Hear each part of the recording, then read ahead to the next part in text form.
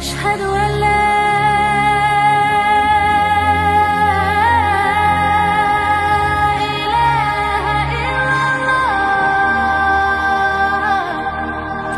Kajian di malam hari ini biasa kita masih mengkaji seputar Qasasul Anbiya, kisah-kisah para nabi.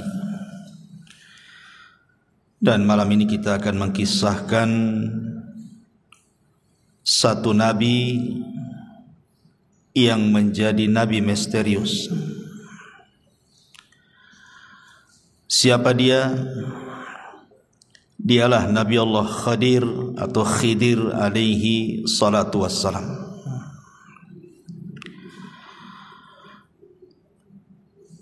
Nabi Khidir ini menarik untuk dibicarakan sebab menjadi polemik para ulama. Apakah dia masih hidup sampai sekarang ataukah dia sudah mati? Bahkan ada cerita-cerita di masyarakat bahwa mereka pernah melihat Khidir katanya. Artinya bahwa ini harus didudukkan secara pandangan syar'i. Apakah memang dia masih hidup? Siapa Nabi Khidir ini? Bagaimana kisah perjalanannya? Dan diutus ke mana beliau? Kemudian akhir hayatnya seperti apa? Kita akan bahas 1 jam ke depan tentang kisah Nabi Allah Khidir alaihi salatu wassalam. Ma'asyiral muslimin yang dimuliakan Allah subhanahu wa ta'ala, kita mulai dari nasabnya dulu. Ada yang mengatakan bahwa Khidir alaihi salatu wassalam adalah ibnu Nabi Adam alaihi salam min sulbihi. Dia adalah putra langsung daripada Adam. Ada yang mengatakan dia adalah ibnu Qabil min Adam. Dia putra daripada Qabil dan Qabil putra Adam. Ada yang mengatakan dia adalah sibtun Nabi Harun. Dia adalah cucu daripada Nabi Harun dari jalur Al-Is ibn Ishaq ibn Ibrahim. Bahkan ada yang mengatakan dia adalah putranya Fir'aun. Ini saya kan hanya menukilkan pendapat ulama. Bahkan ada yang mengatakan dia adalah anak daripada anak-anak Persia. Bahkan ada juga yang mengatakan dia salah satu turunan dari kaum Nabi Ibrahim yang beriman kepada Ibrahim. Wallahu a'lam mana yang benar satu. Tapi yang jelas bahwa di dalam Al-Quran memang tidak disebut nasabnya, karena Quran sering saya ulang-ulang bukan kitab sejarah. Quran itu kitab hidayah, sehingga hanya mencuplik beberapa kisah untuk diambil pelajaran.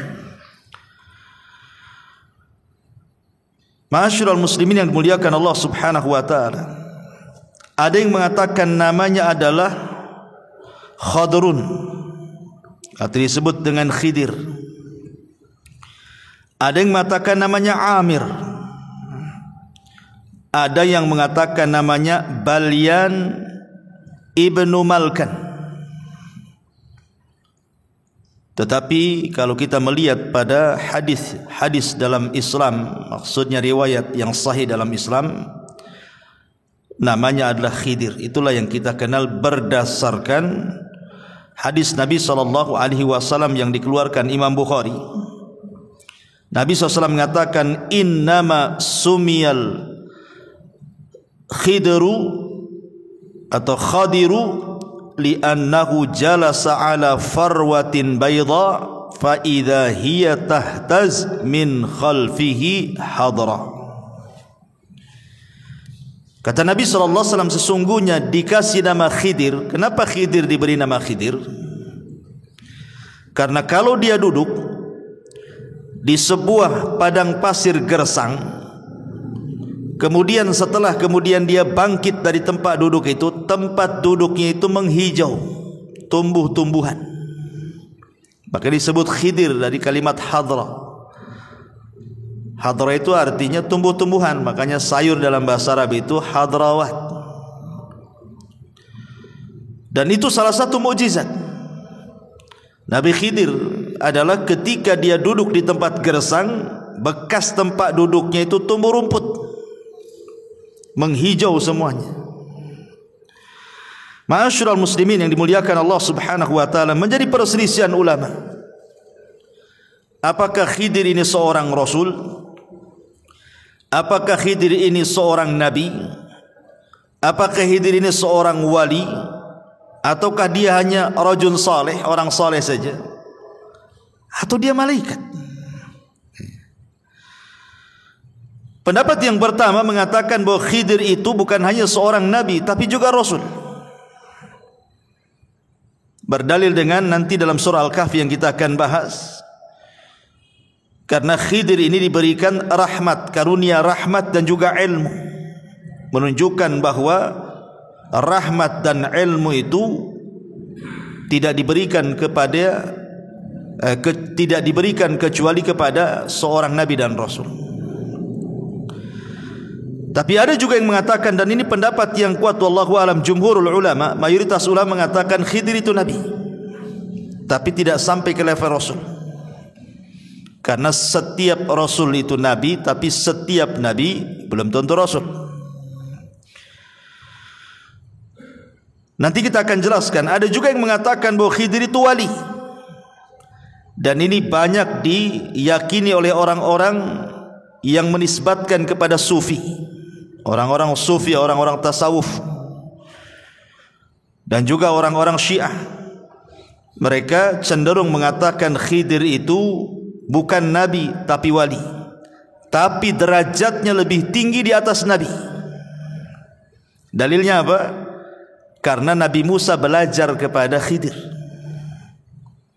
menunjukkan Khidir lebih tinggi dibandingkan Musa, karena Musa belajar sama dia masalahnya. Sehingga mereka membuat kaedah bahwa Khidir itu wali, dan wali itu lebih tinggi dibandingkan nabi gitu. Nanti kita akan bantah. Saya sebutkan pendapat-pendapat dulu. Kemudian yang keempat, Khidir itu malaikat yang menjelma dalam bentuk Bani Adam. Dan juga ada yang mengatakan dia hanya orang biasa tapi soleh. Tapi sekali lagi pendapat yang kuat wallahu alam, Khidir itu seorang nabi, tapi tidak sampai ke rasul, tapi di atasnya wali. Karena nabi itu di atasnya wali. Dalil bahwa Khidir ini seorang nabi, pertama mukjizat, tentu mukjizat. Yang tadi saya katakan di antara mukjizatnya, kalau Khidir itu duduk di sebuah tempat yang gersang, kemudian dia pergi menghijau itu tempat duduknya, dan itu mukjizat. Kemudian dalil yang kedua, nanti kalau kita berkisah setelah ini tentang bagaimana pelajaran Khidir yang ditampakkan kepada Nabi Musa, seperti melobangi kapal, membunuh anak kecil, membenarkan bangunan yang hampir roboh. Tidak mungkin Khidir ini melakukan itu pandai-pandai dia, kan begitu. Tentu ada wahyu. Seperti membunuh orang, membunuh tidak boleh. Berarti ketika Khidir membunuh ini karena ada perintah Allah Subhanahu wa taala. Artinya dia seorang nabi mendapatkan wahyu. Bagi orang yang mengatakan wali itu karomah, karena sering saya katakan bahwa keanehan di dunia ini ada berapa? Ada 5 atau 6 ya. Pertama mukjizat. Mukjizat ini diberikan kepada siapa? Para nabi. Yang kedua karomah, diberikan kepada para wali. Yang ketiga maunah, diberikan kepada orang biasa yang saleh. Kemudian yang keempat sihir diberikan kepada para dukun, para bomo paranormal. Dan yang terakhir al-ihana. Ihana itu keanehan tapi untuk menghinakan. Seperti ketika Musailamah al-Kadzab didatangi orang yang buta sebelah, kemudian minta mata yang buta sebelah itu disembuhkan. Datang dia kepada Musailamah al-Kadzab, si nabi palsu itu, karena yakin dia seorang nabi bisa menyembuhkan. Diludahi sama Musailamah, akhirnya dua-duanya buta. Bukannya sembuh, buta dua-duanya. Itu kan dalam rangka ihana, ya, merendahkan. Itulah 5 keanehan yang terjadi. Ma'asyiral muslimin yang dimuliakan Allah Subhanahu wa taala. Adapun apakah Khidir masih hidup atau sudah mati, nanti pembahasannya di akhir. Kita akan masuk pada kisah Nabi Khidir yang saya kutip dari surah Al-Kahfi. Ma'asyiral muslimin yang dimuliakan Allah Subhanahu wa taala, disebutkan dalam Sahih Bukhari, jadi satu hari Nabi Khidir ini dia pernah berceramah menjadi khatib di tengah-tengah Nabi Musa. Jadi satu hari Nabi Musa alaihi salatu wassalam sedang menjadi khatib di tengah-tengah Bani Israel. Tiba-tiba kemudian adalah yang hadir di situ bertanya kepada Nabi Musa, "Ya Musa, ada enggak manusia yang lebih alim dibandingkan engkau?" Tiba-tiba Musa mengatakan, "Tidak ada." Musa bukan sombong, tidak. Walaupun kenyataannya memang tidak ada orang alim di zaman itu melebihi Musa, kan begitu. Tapi Musa ini manusia, ada sisi sifat kemanusiaannya lupa. Harusnya dia mengatakan Allahu a'lam, artinya menasabkan ilmu kepada Allah Subhanahu wa taala, ataupun mengucapkan insyaallah tidak ada. Tapi dia mengatakan tidak ada orang alim melebihi diriku, katanya. Dari kalimat ini akhirnya Allah Subhanahu wa taala menjawab dari langit bahwa ada orang yang lebih alim, yang punya ilmu yang kau tak punya. Kemudian Allah Subhanahu wa taala merintahkan Nabi Musa untuk berangkat mencari orang yang dimaksud Allah. Maksudnya mencari Khidir alaihi salam. Lah dengan berangkatnya Musa mencari Khidir menunjukkan Musa tidak sombong. Sebab kalau sombong ngapain dia datang? Ketika kemudian dia mencari Khidir itu menunjukkan tawadhu'nya, bahwa dia ingin mencari juga ilmu. Tidak hanya mencukupkan ilmu yang dia miliki, dia pun ingin menambah. Dari sini kata para ulama, ada dalil tentang pensyariatan rihlah li talabul ilmi. Rihlah itu maksudnya melakukan safar, perjalanan untuk menuntut ilmu. Dan itu kebiasaan para nabi, kebiasaan para sahabat, bahkan kebiasaan para ulama. Lihat Imam Ahmad keliling dunia itu sampai 2 kali. Sampai dikatakan Tafa Ahmad marrataini hatta jama'al musnad. Imam Ahmad itu keliling dunia mencari ilmu sampai berhasil mengumpulkan musnad. Buku hadis tertebal itulah buku musnadnya Imam Ahmad. Entah berapa ribu hadis yang dicatat oleh Imam Ahmad dalam musnadnya itu. Imam Bukhari, Imam Muslim, Abi Dawud, Tirmidzi, seluruh para ulama, mereka rihlah dari satu negara ke negara berikutnya. Bahkan sebelum mereka juga para sahabat. Contoh saja umpamanya Jabir bin Abdullah radhiyallahu anhu, itu tinggal di kota Madinah. Dia mendengar hadis Nabi SAW, tapi tidak dari orang yang langsung mendengar kepada Nabi. Orang yang mendengar langsung kepada Nabi itu ada di Syam orangnya, namanya Abdullah ibn Unais. Dia ingin memastikan apakah betul Abdullah ibn Unais itu mendengar hadis yang ia dengar dari penduduk Madinah. Berangkat dia, perjalanan 1 bulan, pulang pergi 1 bulan, 2 bulan lah pulang pergi jadinya. hanya untuk memastikan satu hadis saja itu. Artinya bahwa rihlah para ulama itu luar biasa. Mereka harus mengeluarkan biaya, waktu, tenaga. Kita ini muhajirin itu kalau di Batam ini gak terlalu jauh, tapi sedikit yang datang kemari. Nggak tahu kalau setelah ngaji diajak makan, tak tahu ya. Tapi yang jelas bahwa menunjukkan himmah thalabul ilmi di zaman sekarang ini kurang sekali. Entah kenapa, apa sibuk dengan dunia, sibuk dengan handphone, wallahu alam. Tapi yang jelas bahwa himmah, semangat thalabul ilmi di zaman dulu itu luar biasa, karena ilmu dan para penuntutnya dihargai. Tapi zaman sekarang sudah ilmu tidak dihargai, para penuntutnya tidak dihargai, ustadznya pun tidak dihargai. Makanya itu menjadi malas untuk belajar.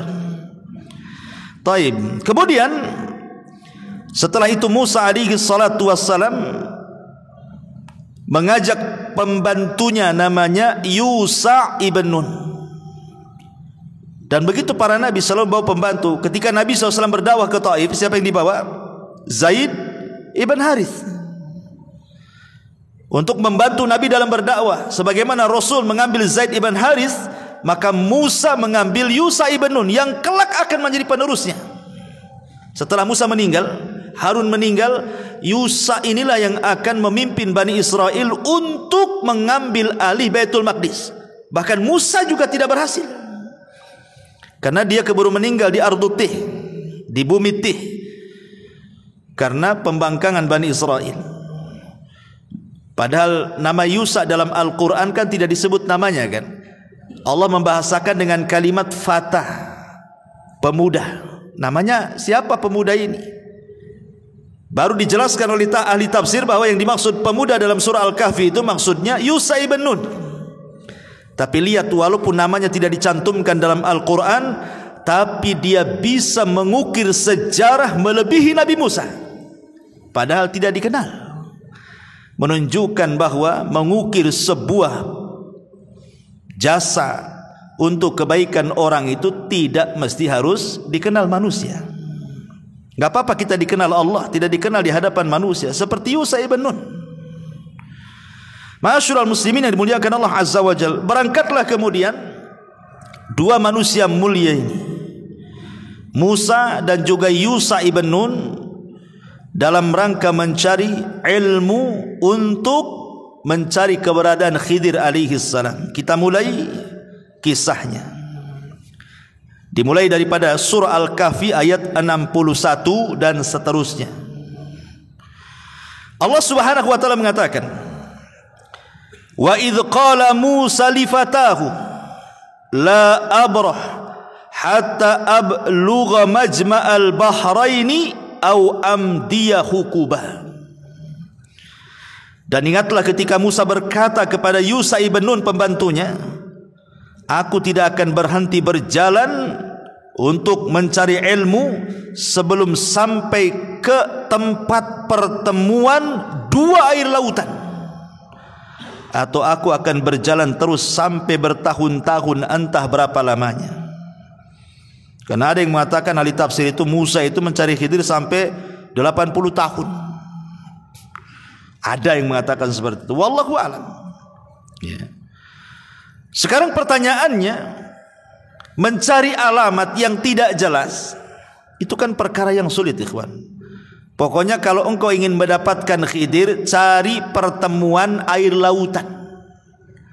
Tandanya kalau ikan yang kau bawa itu tiba-tiba hidup di tengah jalan, kemudian ikan itu loncat dari tempat yang kau bawa itu, di tempat loncat ikan itulah kau akan dapatkan Khidir itu. Cemana cari alamat kayak gini nih? Kan sulit cari alamat kayak gini. Ulama kemudian berusaha mencari tahu pertemuan dua air lautan itu ada di mana. Ya. Ada yang mengatakan bahwa pertemuan dua air lautan itu berada di sebuah tempat di dekat Jabal Tariq namanya. Jabal Tariq ini satu gunung merujuk pada seorang jenderal muslim dulu namanya Tariq bin Ziyad, yang pernah menaklukkan Spanyol pada tahun 711 Masehi. Dialah yang menghubungkan antara dua lautan tuh. Maksudnya Laut Mediterania dan Samudra Atlantik, serta memisahkan Maroko dan Spanyol. Itu sejarahnya kan begitu.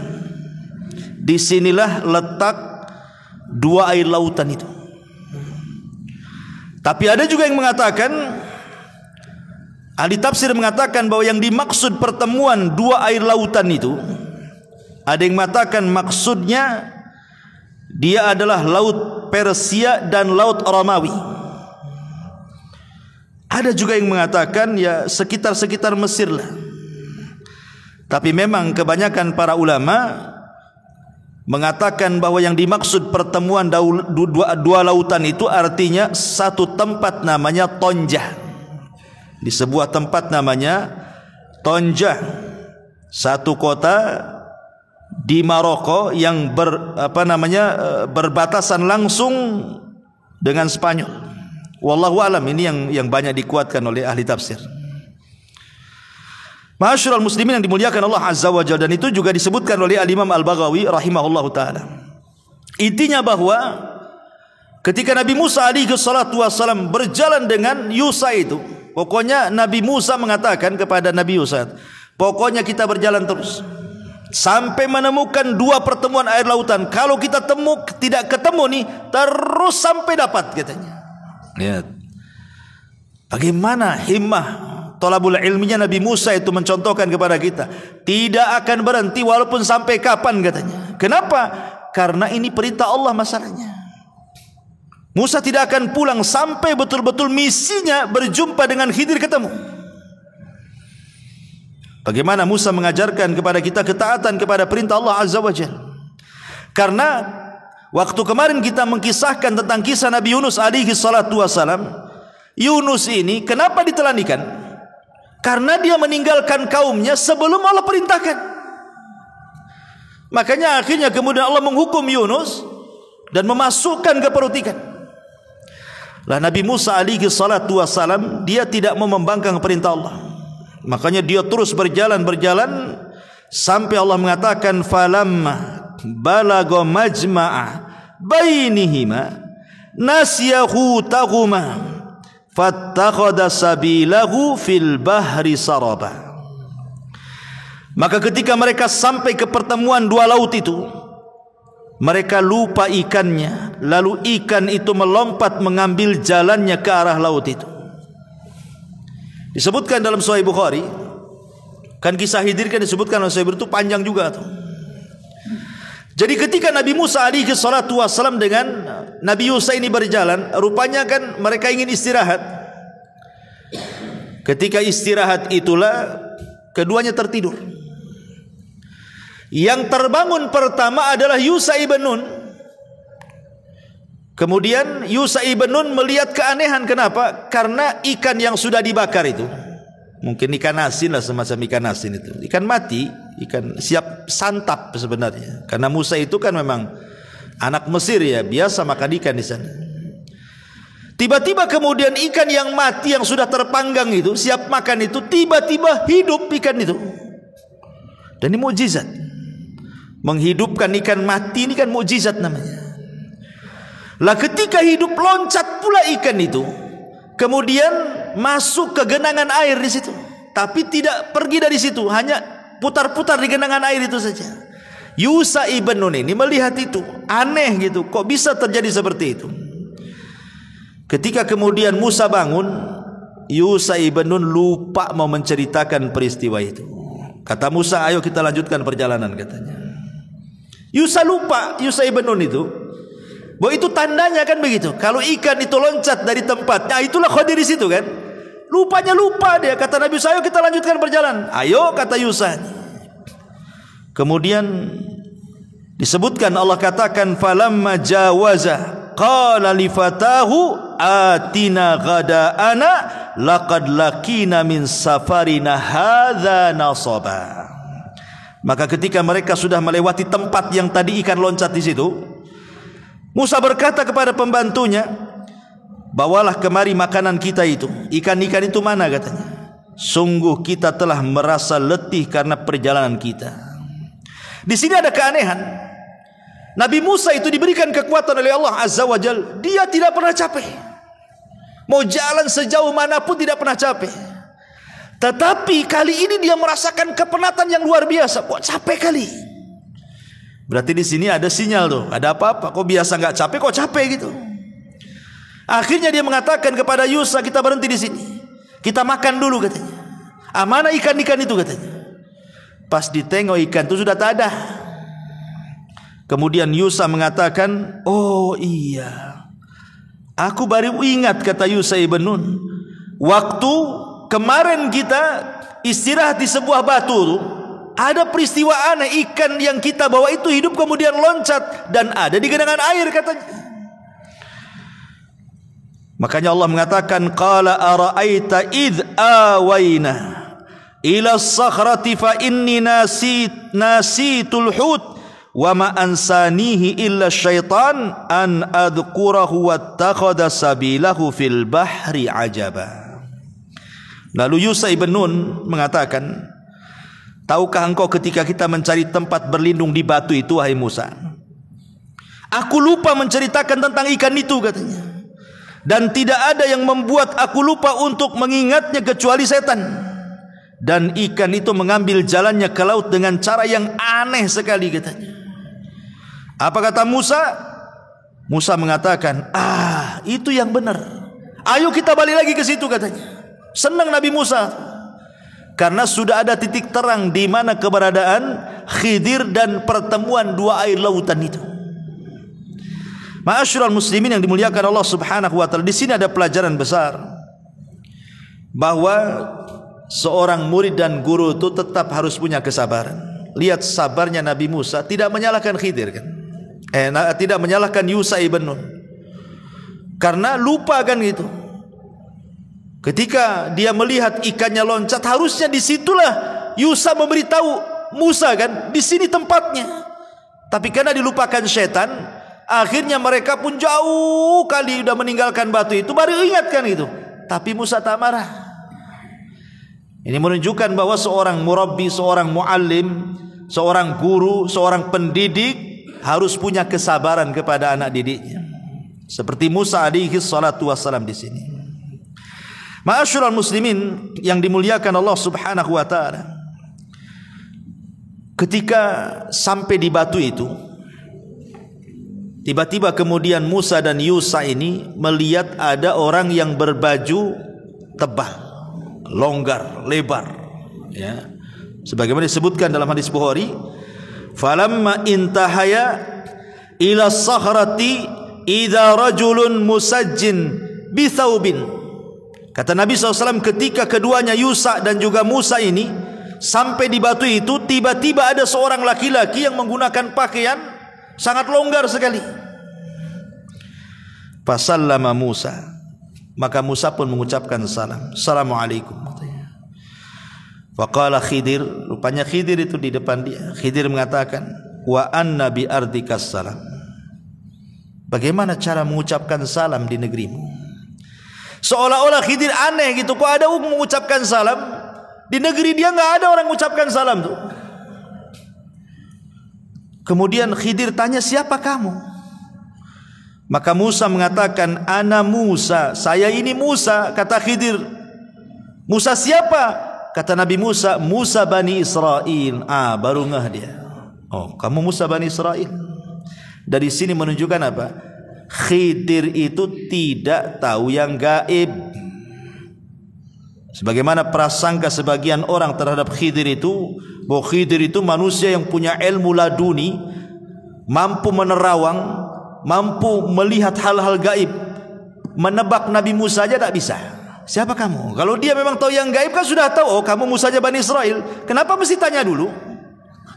Ya. Dari sini menunjukkan bahwa Khidir itu juga sama dengan yang lainnya, tidak tahu yang gaib kecuali yang Allah beritahukan saja. Karena kegaiban itu hanya milik Allah Subhanahu wa taala. Lah dari sini setelah kemudian Musa betul-betul berjumpa dengan Khidir, Maka Musa mengatakan, Allah katakan, qala lahu Musa, hal attabi'uka ala an tu'allimani mimma ullimta rusyda. Musa berkata, bolehkah aku mengikutimu agar engkau mengajarkan kepadaku ilmu yang benar yang telah diajarkan kepadamu untuk menjadi petunjuk bagiku, katanya. Di sini ada pelajaran adab. Seorang pelajar, seorang thalabatul ilmi, kalau hendak meminta ilmu kepada seorang guru ya harus beradab. Lihat Nabi Musa aja beradab. Padahal secara kedudukan Musa itu jauh di atas Khidir. Bagaimana tidak jauh di atas Khidir? Dia bukan hanya seorang nabi, dia bukan hanya seorang rasul, dia adalah kalimur rahman, dia adalah ulul azmi minar rusul, dan dialah nabi yang paling masyhur dari seluruh nabi-nabi Bani Israel. Dan turun Taurat padanya. Khidir tidak ada kitab turun kepada dia. Tapi karena Musa berhajat ingin mengambil ilmu Khidir, maka dia beradab, meminta dengan sangat lembutnya dan mengatakan, bolehkah aku mengikutimu agar engkau mengajarkan kepadaku ilmu yang benar yang telah Allah ajarkan kepadamu supaya menjadi petunjuk bagiku, katanya. Subhanallah. Bagaimana Musa beradab. Dari sini kata para ulama, la yambulu ar-rajulu, la yambulu ar-rajulu, orang itu belum dikatakan cerdas kecuali dia bisa mengambil ilmu ala man fauqahu wa ala man dunahu wa ala man siwahu, kecuali dia bisa mengambil ilmu dari orang yang di atas dia, dari orang yang di bawah dia, atau dari orang yang setara dengan dia. Itu baru cerdas orang itu.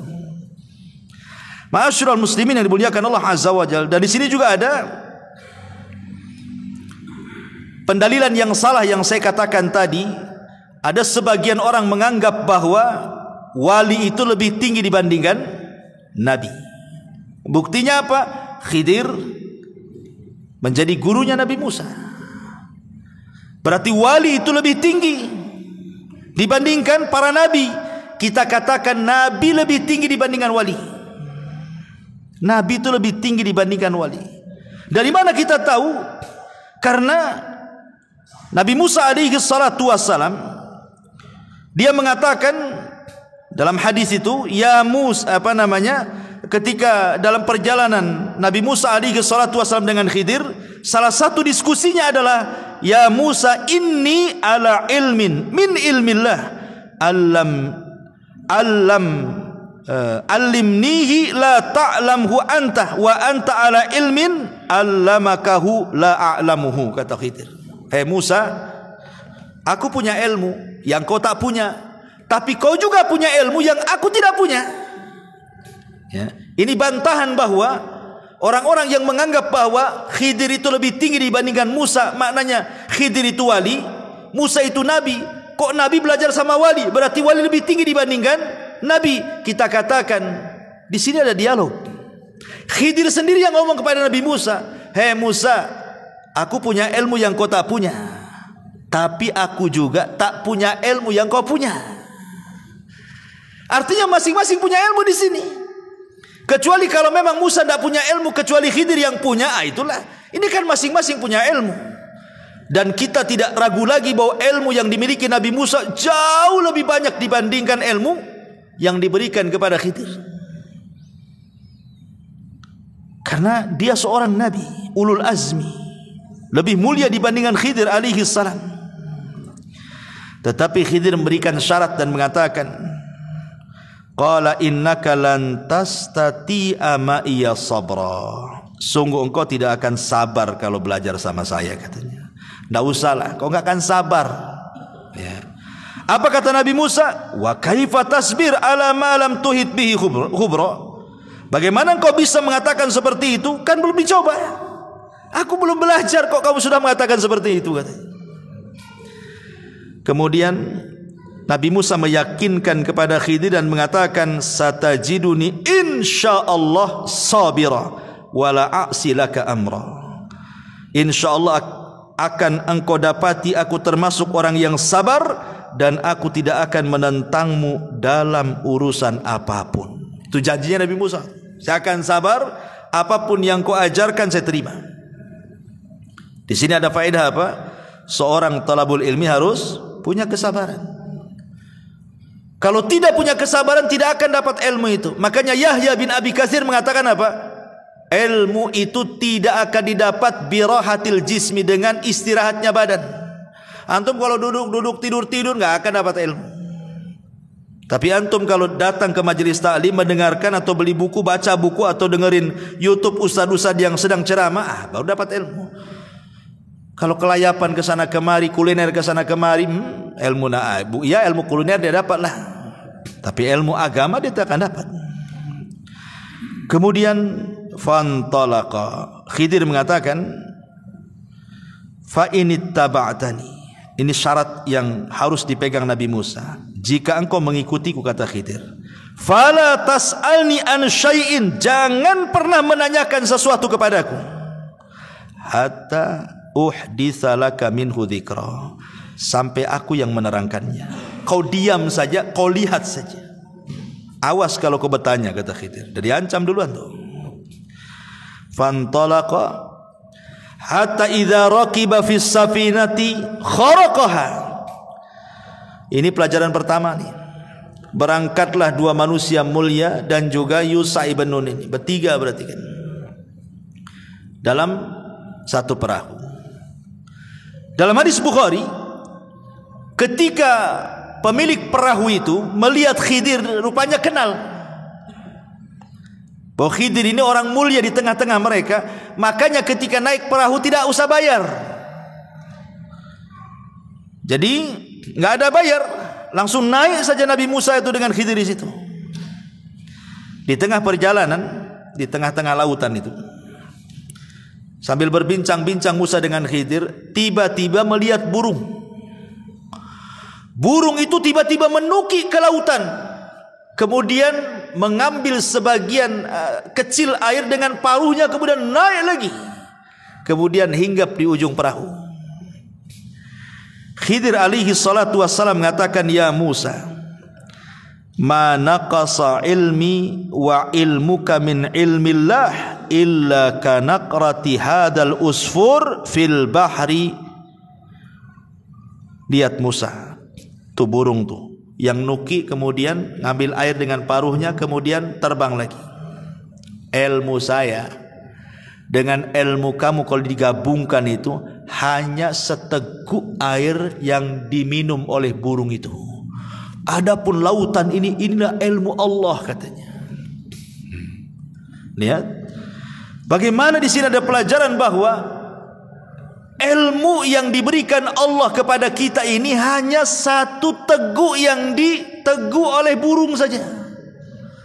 Itulah dengan satu teguk itulah ada yang jadi profesor, ada yang jadi dokter, ada yang jadi insinyur, ada yang jadi penemu, jadi orang cerdik, cerdas, pandai, dan begitu seterusnya. Hanya setitiklah ilmu Allah yang Allah berikan kepada kita itu. Lebihnya lautan itu ilmu Allah. Di sini ada pelajaran, jangan sombong. Satu jengkal di bawah kaki aja kita nggak tahu apa isinya. Tiba-tiba kemudian sombong pula di hadapan Allah Azza wa Jalla. Takabur dengan pengetahuannya, dengan kekayaan, dengan jabatannya. Siapa anda? Ilmu yang anda miliki itu bagian dari ilmu yang setetes yang diteguk burung itu, ya. Ma'asyiral muslimin yang dimuliakan Allah Azza wa Jalla. Kemudian ketika sampai di daratan, sudah kapal itu sudah mendarat gitu ya, sudah menepi. Tiba-tiba Nabi Khidir alaihi salatu wassalam merusak kapal itu dengan cara apa? Menyobek satu papan. Ditarik satu papan itu, ya secara otomatis tiba-tiba kapal itu tenggelam lah. Lah Musa masih di situ, Khidir masih di situ, yang punya perahu masih di situ. Apa kata Nabi Musa alaihi salatu wassalam? Qala akharaqtaha litughriqa ahlaha laqad ji'ta syai'an amra, kata Nabi Musa. Sungguh engkau telah berbuat sesuatu yang salah besar, wahai Khidir. Kenapa kau bolongi perahu ini, katanya? Apakah kau akan menenggelamkan pemiliknya? Padahal dia di sana juga. Musa tidak mengatakan apakah kau akan menenggelamkan kapalnya, tidak. Tapi apakah kau akan menenggelamkan pemiliknya?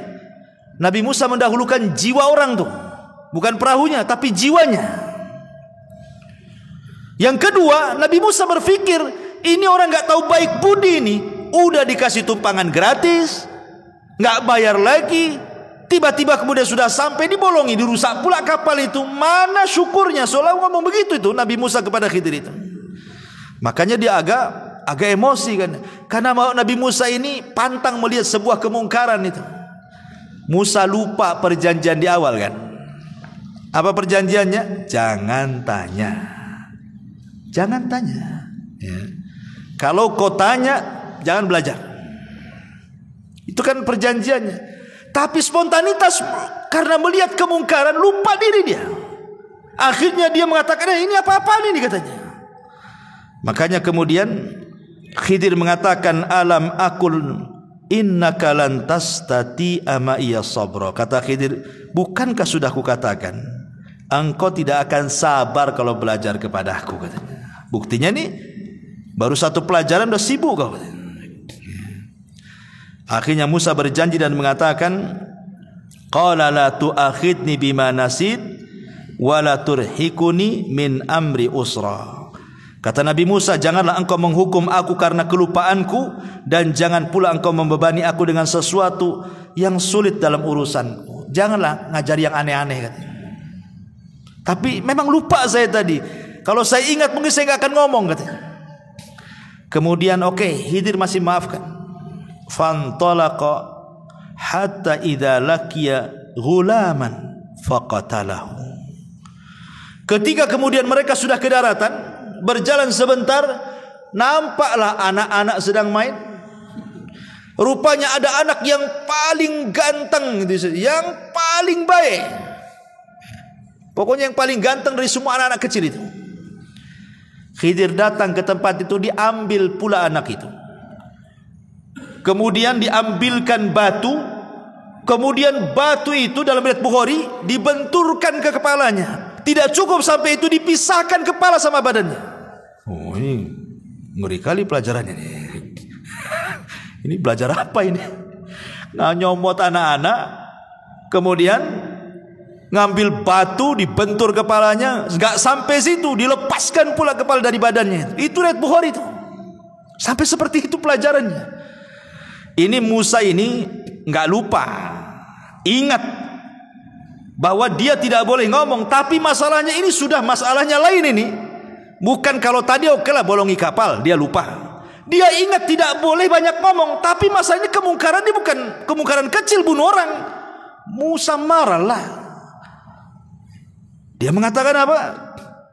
Dia mengatakan kepada Khidir alaihi salam, seolah-olah mengatakan, ya Khidir, aqatalta nafsan zakiyatan bi ghairi nafsin laqad ji'ta syai'an nukra katanya. Agak keras Nabi Musa nih. Kalau tadi keras memang lupa dia kan dengan aturan belajar. Ini dia ingat dia. Tapi dia enggak sabar. Ini mana ada pelajaran bunuh-bunuh orang nih. Musa mengatakan, mengapa engkau bunuh jiwa yang bersih bukan karena dia membunuh orang lain?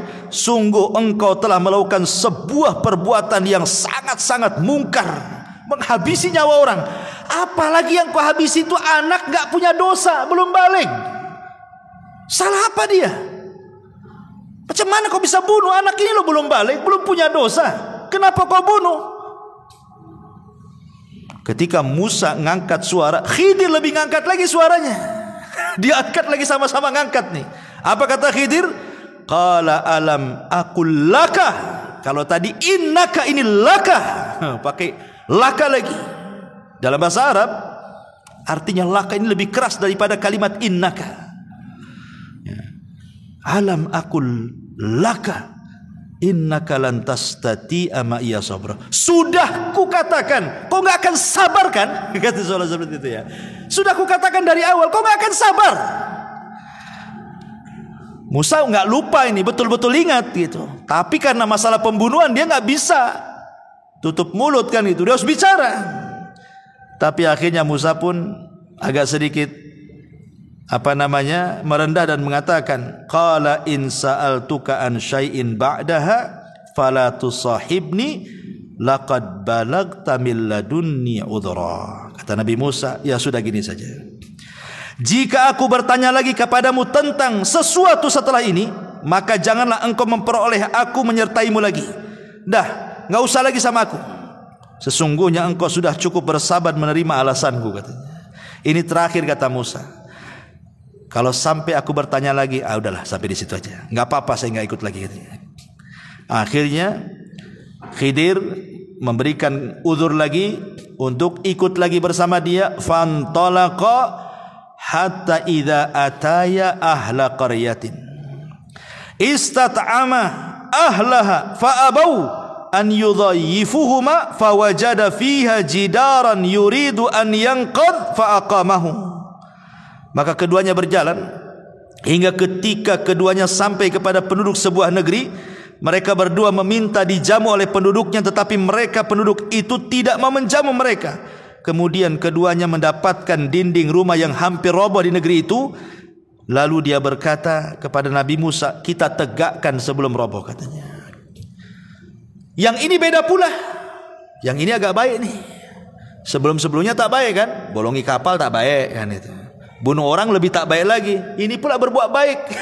Dinding mau roboh diperbaiki lah. Ini gimana ini kan? Ini seolah terbalik 180 derajat nih pelajarannya nih. Ya. Ada yang mengatakan ahli tafsir bahwa negeri yang didatangi yang rusak itu adalah namanya Antokia. Ya, negeri itu namanya negeri Antokia. Negeri itu rusak serusak-rusaknya. Semuanya bakhil. Nggak ada orang baik di situ. Ketika melihat ada orang asing itu mereka nggak peduli. Padahal Khidir dan Nabi Musa ini sudah kelaparan. Tetapi ketika kemudian masuk ke negeri Antokia itu, satu orang pun tidak mau menjamu. Akhirnya kata Khidir ini, kalau gitu kita cari tempat lain. Ini penduduk ini jahat semua nih. Keluar, sebelum keluar di perbatasan kota itu adalah rumah sudah doyong mau roboh. Ya. Jadi Khidir mengatakan kepada Musa, tunggu dulu. Ini rumah mau roboh nih. Kita perbaiki rumah ini dulu. Kata Nabi Musa, ya Khidir, kenapa kita tidak mengambil rumah yang jelas-jelas ada penghuninya? Kalau kita perbaiki kan dapat upah, kita bisa makan tuh dengan upah tuh. Ini tak jelas penghuninya, kemudian kita perbaiki, dapat apa kita di sini, katanya. Nah, ini sudah pertanyaan ketiga. Ya, makanya kemudian Khidir marah dan mengatakan, hada firaqi baini wa bainik. Inilah perpisahan antara aku dengan kamu. Sudah, ini udah ketiga kalinya masalah yang ngomong. Ya. Ma'asyiral muslimin yang dimuliakan Allah Subhanahu wa taala. Lah sebelum berpisah itulah Khidir menjelaskan kenapa dia sampai membolongi kapal. Kenapa dia sampai membunuh jiwa anak kecil yang tak bersalah. Kenapa sampai memperbaiki dinding yang mau roboh. Apa kata Khidir kepada Musa sebelum pisah? Ammas safinatu fakanat limasakina ya'maluna fil bahri fa aradtu an aibaha wa kana wara'ahum malikun ya'khudhu kulla safinatin ghasban. Adapun perahu itu adalah milik orang miskin. Miskin itu artinya punya pekerjaan tapi tidak cukup. Kalau fakir memang sama sekali tak punya pekerjaan. Jadi miskin dengan fakir itu, fakir di bawahnya, miskin di atasnya. Karena ini punya perahu kan, orang ini kan punya perahu, berarti punya pekerjaan, tapi tidak mencukupi. Nah, itu disebut miskin. Tapi kalau fakir di bawahnya sama sekali nggak punya pekerjaan. Ya, umpamanya ada janda tua, umurnya sudah 60-70 tahun, udah lumpuh, mau kerja apa, keluarganya nggak tanggung jawab, itu disebut fakir namanya. Nah, makanya orang-orang yang membantu orang-orang seperti ini, al-armalah ini, orang-orang janda-janda tua yang gak sanggup lagi bekerja, gak ada yang bertanggung jawab, maka pahalanya sama dengan anda sholat malam setiap malam dan anda puasa sunnah setiap hari. Ya, karena orang fakir yang dibantu oleh kita. Kalau miskin di atas itu masih punya pekerjaan seperti orang ini punya perahu, ya, tapi tidak mencukupi. Lah, Khidir mengatakan, adapun perahu itu milik orang miskin yang bekerja di laut. Aku bermaksud merusaknya karena di hadapan mereka ada seorang raja yang suka merampas setiap perahu yang bagus. Jadi Khidir ingin mengatakan, aku loh tidak merusak parah, hanya membeset kayu supaya dia tenggelam.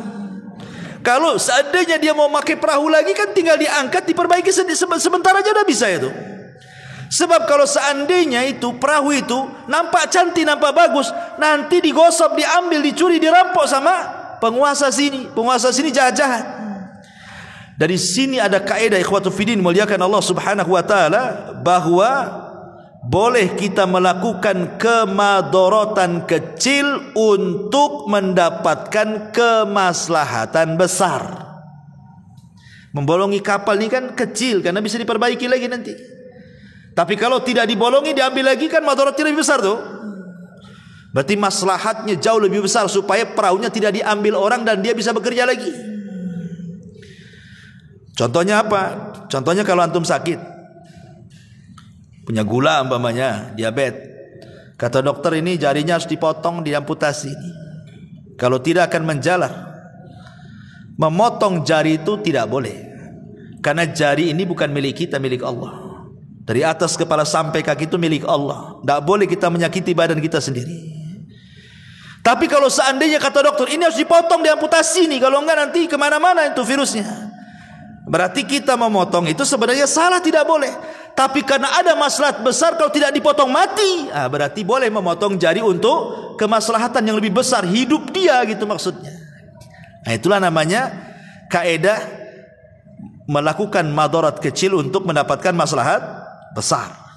Ya, dan ini kaidah ini ma'ruf, bisa dipakai di mana-mana. Kemudian dia mengatakan, wa ammal ghulam fakana abawahu mu'minaini fakhashina an yuhriqahuma tughyanan wa kufra. Adapun anak yang ganteng yang saya ambil, yang saya pukul dengan batu dan saya pisahkan lehernya itu, dia itu punya orang tua, orang tuanya soleh, orang tuanya baik. Aku takut kalau dia besar, anak ini jadi kufur, jadi jahat, durhaka, akhirnya mengganggu agama kedua orang tuanya. Makanya kubunuh sebelum dia besar. Ini kan tidak mungkin Khidir melakukannya kecuali karena wahyu. Tidak bisa antum main-main, anak pengenlah jadi Khidir. Tengokin anak-anak yang lagi main-main tuh. Siapa yang paling nakal, antum ambil tusuk pakai pisau. Kenapa Ustaz? Kenapa kau tusuk tuh?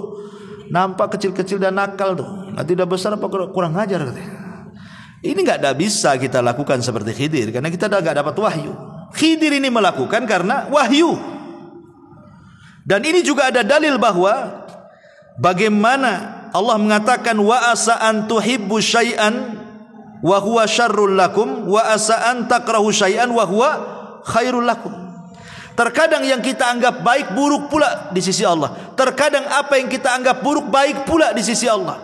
Meninggalnya anak ini kan keburukan. Mana ada orang tua yang menginginkan anaknya mati? Enggak ada orang tua yang menghendaki anaknya mati kan? Wa asa an takrahu syai'a. Tapi terkadang apa yang kita anggap buruk ini menjadi kebaikan bagi dia di sisi Allah. Kalau tidak dibunuh sama Khidir, dia akan besar, bisa saja dia membunuh orang tuanya. Wa asa an takrahu syai'an wa yaj'alallahu fihi khairan katsira, kata Allah. Boleh jadi sesuatu yang Anda anggap buruk itu ada kebaikan yang banyak di situ. Ya. Ma'asyiral muslimin yang dimuliakan Allah Subhanahu wa taala, wa ammal jidar, yang ketiga. Adapun kenapa tadi saya memperbaiki dinding yang rumah yang mau roboh itu. Wa ammal jidar fakana li gulamaini yatimaini fil madinati wa kana tahtahu kanzun lahuma wa kana abuhuma salihan fa arada rabbuka an yablugha ashuddahuma wa yastakhrija kanzahuma rahmatan mir rabbika wa ma fa'altuhu an amri dzalika ta'wilu ma lam tasti alaihi sabra. Kata Nabi Khidir kepada Musa, adapun dinding yang meroboh itu milik dua anak yatim. Tuh kakek buyutnya, ada yang mengatakan kakek buyut yang ke-9 atau yang keberapa, dulunya orang soleh. Kita jaga sekarang cicit cucutnya nih. Karena di balik rumah itu ada harta karun. Sempat roboh rumah ini, kita tahulah ini orang-orang Antokia ini jahat-jahat. Kita aja masuk nggak mau dikasih makan, tiba-tiba dapat harta karun. Orang bakhil itu jelas pasti akan datang mengambilnya. Makanya kita rawat hartanya supaya jadi warisan. Dari sini kata para ulama, kalau ingin baik anak-anak kita, maka baiklah kita. Kalau kita baik, orang tua baik, kita soleh, istri kita soleha, jangan khawatir tentang anak kita. Sekalipun kita meninggal, Allah akan utus malaikat merawat mereka. Lihat di sini, Allah utus Khidir dan Musa untuk merawat anak kecil kan. Maksudnya harta warisannya dirawat. Karena apa? Karena kakek buyutnya itu ada yang soleh tuh. Berarti menunjukkan bahwa kesolehan itu bisa ditularkan kepada anak cucunya walaupun dia sudah meninggal. Ya. Maka penting memberikan contoh kepada orang lain. Ya. Ini diantara takwil daripada Khidir kepada Musa alaihi salam, dan dia akhiri dengan mengatakan apa? Wa ma fa'altuhu an amri. Musa, aku tidak melakukan ini bukan karena pandai-pandai aku, tidak, tapi ini karena perintah Allah. Dari sini menunjukkan Khidir itu nabi, ya, karena bukan atas kehendak dia, tapi ada yang nyuruh. Siapa yang nyuruh? Allah Subhanahu wa taala. Inilah perkara yang kau tidak bisa sabar di situ.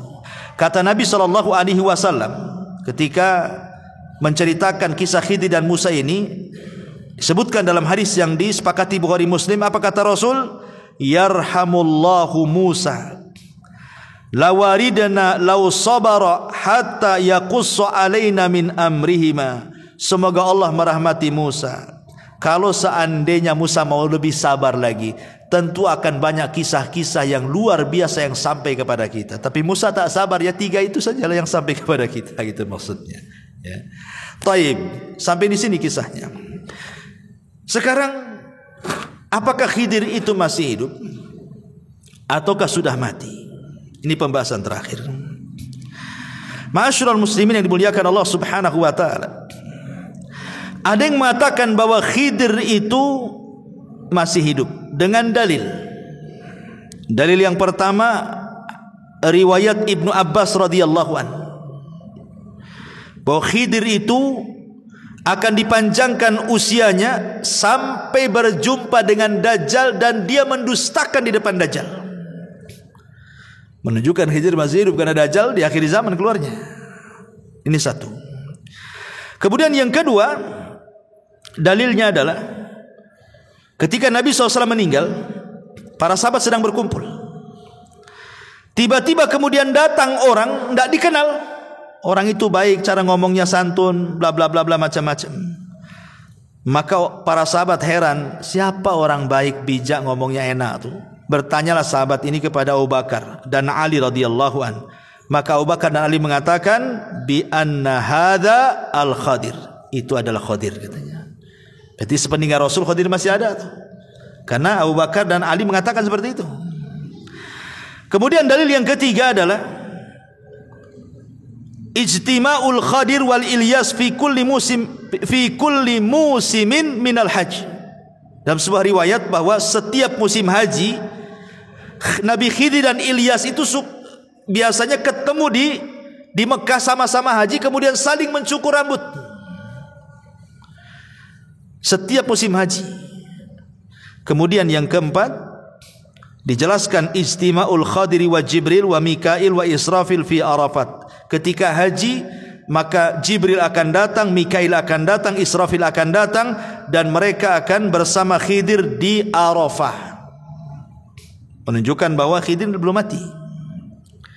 Tetapi ulama membantah. Satu, Imam Ibnu Hajar ketika mengomentari hadis Ibnu Abbas yang pertama, beliau mengatakan hadis itu mungkar. Bukan hanya dhaif, mungkar lagi, tak bisa diambil. Adapun dalil yang kedua, Imam Bukhari yang mengatakan hadis itu juga mungkar. Adapun yang ketiga, Imam Ibnu Hajar mengatakan ada 2 orang yang matruk, ditinggalkan riwayatnya. Adapun hadis yang keempat juga disebutkan oleh Imam Ibnu Hajar tentang berkumpulnya Khidir, Jibril, Mikail dan Israfil di Arafah itu. Hadis itu maudhu, palsu. Dan banyak riwayat-riwayat, hampir seluruh yang mengatakan Khidir itu masih hidup, tidak ada yang sahih riwayatnya. Dan pendapat yang kedua, Khidir itu sudah meninggal. Dan ini perkataan Imam Bukhari, pendapat Ibnu Al-Jauzi, pendapat Abul Husain, pendapat ulama-ulama salaf yang lainnya. Dalilnya satu, firman Allah surah Al-Anbiya ayat 34, Allah mengatakan, wa ma ja'alna li basyari min qablikal khulda afa immitta fahumul khalidun. Kami tidak menjadikan hidup abadi bagi seorang manusia pun sebelum kamu, maka jika kamu mati apakah mereka kekal? Ya enggak lah, tidak ada yang kekal, kata Al-Quran. Maka Khidir masuk pada ayat ini. Dalil yang kedua adalah surah Al-Imran ayat 81. Ketika Allah menjelaskan tentang perjanjian para nabi, kalau Allah mengutus Muhammad, mereka akan menolongnya, mereka akan berusaha masuk ke agamanya dan begitu seterusnya. Baca dalam surah Al-Imran. Kata Ibnu Katsir ketika memberikan catatan kepada Al-Imran ayat 81 itu, dia mengatakan faqala Ibnu Katsirin annahu idza kana al-Khadiru hayyan fahuwa yadkhulu fi mitsaqil anbiya fayansuruna nabiyya sallallahu alaihi wasallam min a'daihi. Kalau memang Khidir itu hidup, tentu dia akan masuk pada perjanjian para nabi. Kalau diutus, nabi akan ditolong. Tapi mana buktinya? Saat nabi kalah di perang Uhud, mana Khidirnya? Nggak datang. Saat perang Badar yang Rasul ketakutan luar biasa, jumlah 314 orang melawan 1000 orang, mana Khidirnya? Nggak muncul. Berarti Khidir sudah meninggal, ya. Padahal kalau memang dia masih hidup, dia harus masuk pada surah Al-Imran 81, masuk dalam perjanjian setiap para nabi. Kalau diutus, nabi akan ditolong. Tapi tak muncul-muncul juga. Dan itu senada dengan ucapan Ibnu Taimiyah rahimahullahu ta'ala. Apa kata Ibnu Taimiyah saat ditanya apakah Khidir masih hidup?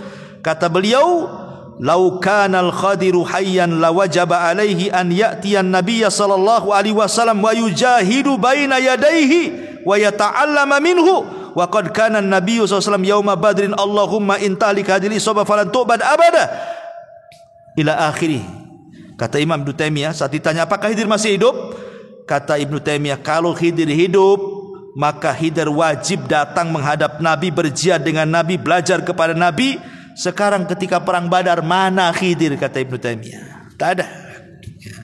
Kemudian juga hadis Nabi SAW yang dikeluarkan Imam Muslim dalam sahihnya, ma min nafsin manfusatin al-yawma ta'ti 'alaiha mi'atu sanatin wa hiya hayyatun yawma idzin.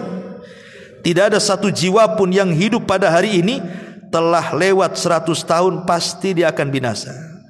Khidir udah lebih 100 tahun lah, udah meninggal lah. Bahkan dalam hadis yang lain, la yabqa ala ra'si mi'ati sanatin mimman huwa ala wajhil ardi ahadun. Tidak akan tersisa seorang pun di muka bumi ini pada 100 tahun yang akan datang. Artinya sudah meninggal lah, ya. Maka pendapat yang kuat wallahu alam, Khidir sudah meninggal. Bahkan Ibrahim Al-Harbi pernah bertanya kepada Imam Ahmad. Imam Ahmad ditanya soal apakah Khidir hidup ataukah mati. Imam Ahmad ditanya siapa? Oleh Ibrahim Al-Harbi. Apa kata Imam Ahmad?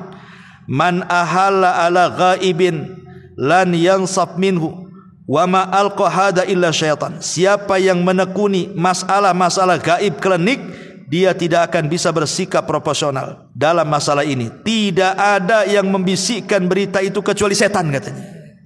Itu tegas Imam Ahmad tuh. Kalau ada yang mengatakan Khidir hidup, kata Imam Ahmad, tidak ada yang membisikkan Khidir hidup kecuali setan. Itu Imam Ahmad yang ngomong begitu, ya. Dari sini kita tahu bahwa Khidir sudah meninggal dunia.